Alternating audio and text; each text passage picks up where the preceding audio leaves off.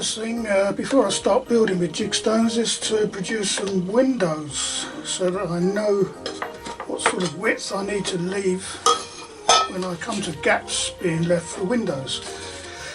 And to do that we use P38, which is Isopon. Dab of that. I use it on a mould because it doesn't stick to the rubber, and just get rid of any excess off of that easily. So we just mix it together. Drop of that stuff, that'll do. Oh, nearly lost that. There we go. Mix that up nicely. It smells awful, this stuff. I've got a bit used to it now.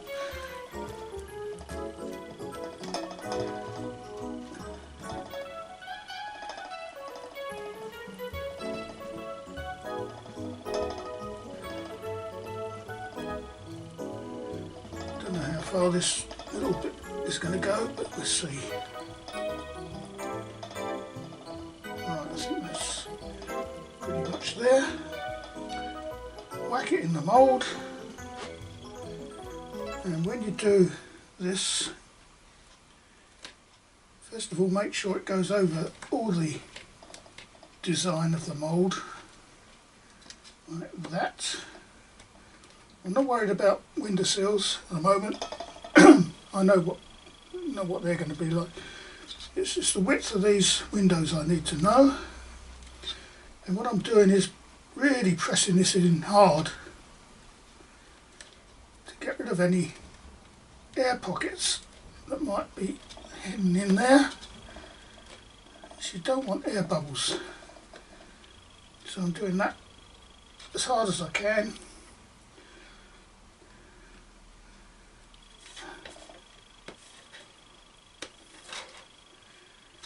And also, because I'm going to be using these castings eventually, I'm going to make them solid without glazing, because they're going to be out in the open, in a public area where people tend to poke and prod things.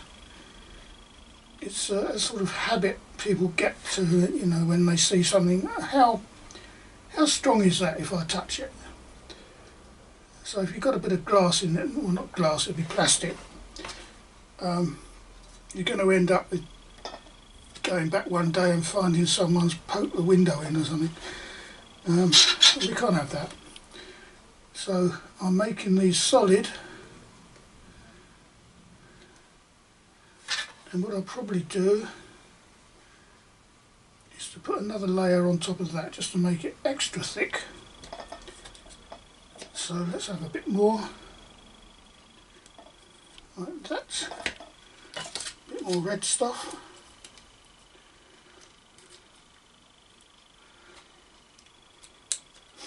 Cool. Could give you a headache, the smell, if you do it too long. So I won't, there we go. Let's get this over and done with quick. Right, that's enough.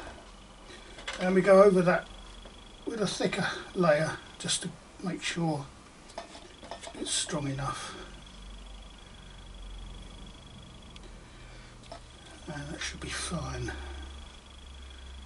Doesn't have to be smooth on the back because you're not going to see it, but we make it reasonably and leave it to set. It should be about, give it half an hour. There's a bit left over there, so we'll make up a seal if we can get enough in there, or the starter one anyway. Let's got rid of that. So that's that, and I'm going to wait now, go away, have a cup of tea, come back in a minute or half an hour, and we'll see what we've got. Hopefully it'll be something without any air bubbles in. Cheerio. Right, let's see what we got here. Seems to have set.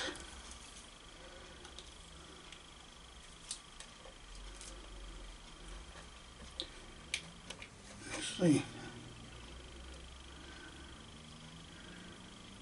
That's the windowsill.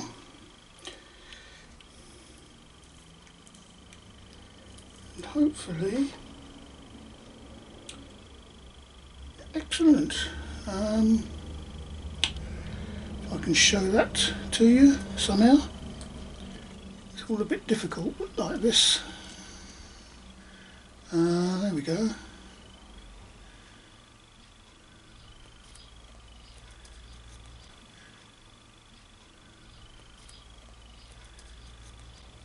So that's how you do it.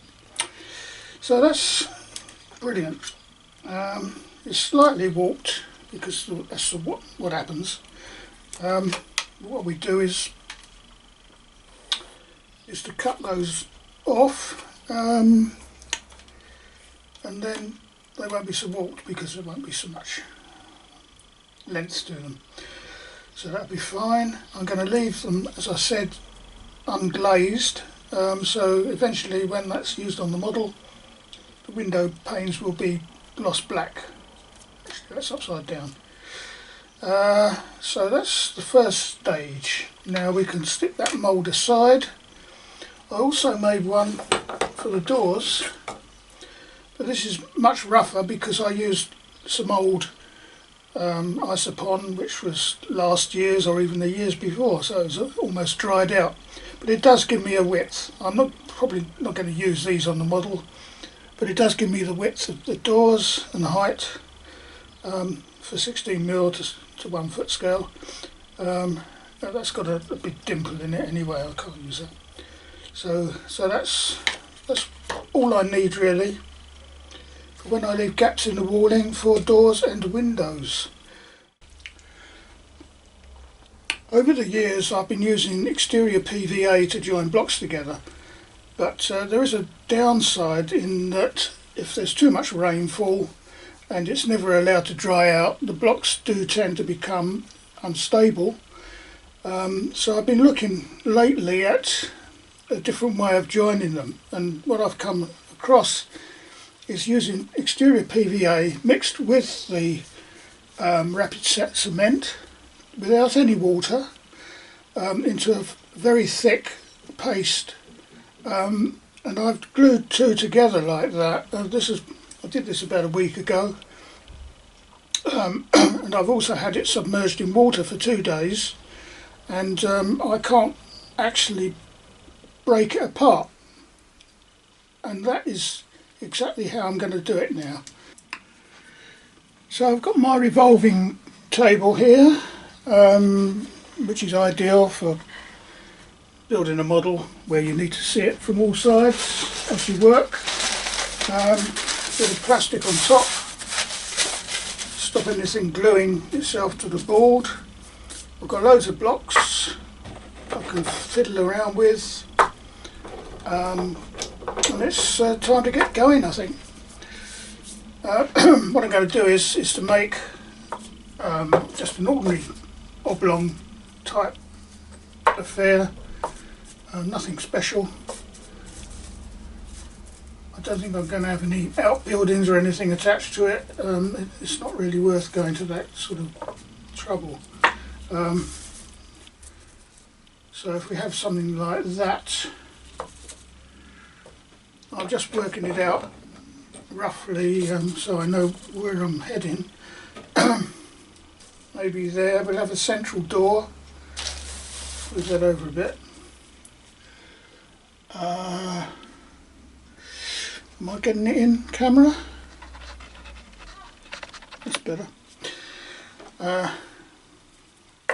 Central door at the back, keep it simple.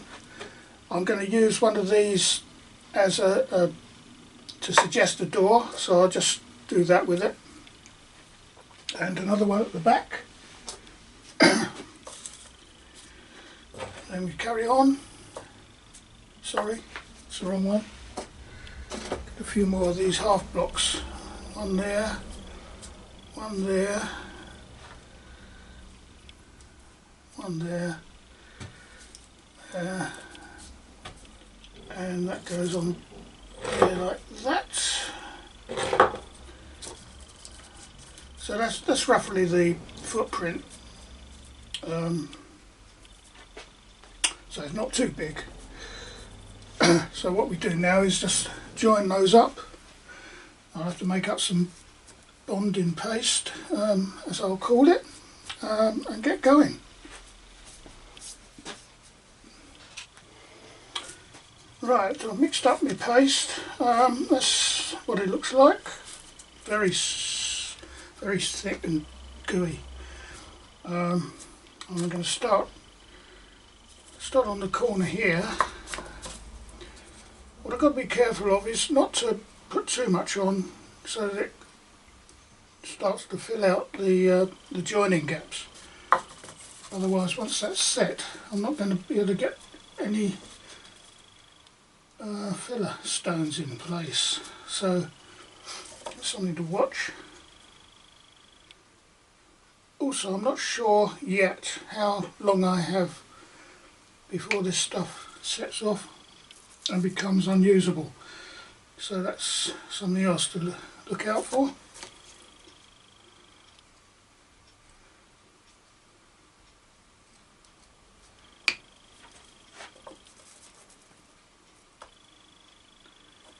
Excuse me if I get a bit quiet.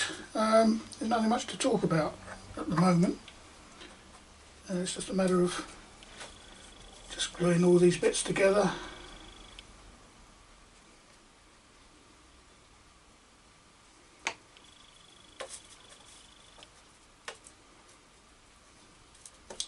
And I'm doing it by eye. I know roughly what looks square. I was a designer by trade, so I do have a certain amount of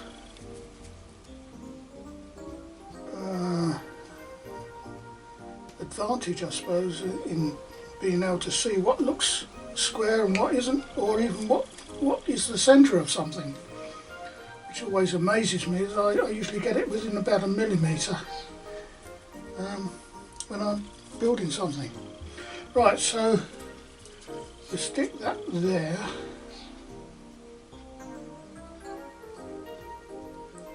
On there, stick that on there.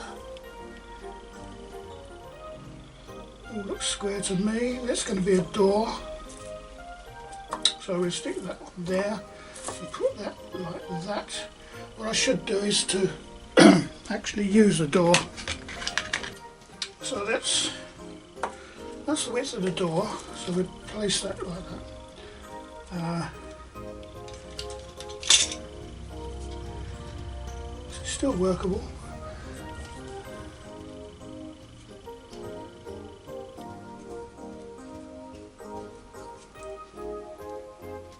This is also going to be grouted in.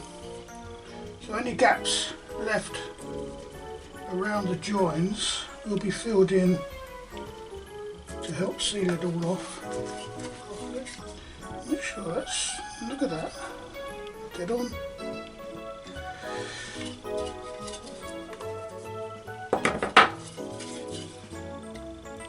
Yep, that's all done by eye, so that's not bad, is it? Right, I'm going to leave that now to set, and then obviously carry on upwards.